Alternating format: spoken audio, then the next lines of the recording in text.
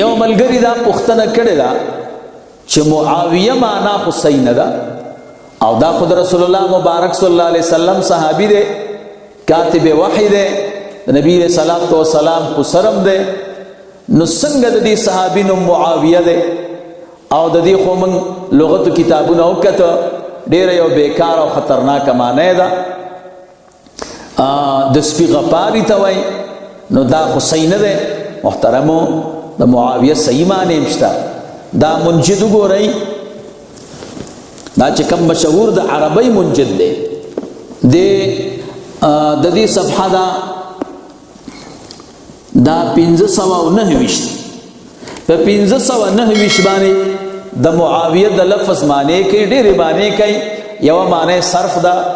بل معنی میلان ده نو دلته صحیح معنی د معاویه مراد ده معاویه صاحب ټول توجه د دنیا نه آخرت طرف ته راړولې وه معاویه صاحب د زړه محبت د دنیا نه آخرت طرف ته راړولې وه رسول الله مبارک صلی الله علیه وسلم خدمت ته او د دین خدمت ته ولاړ دغه صحیح معنی مراد ده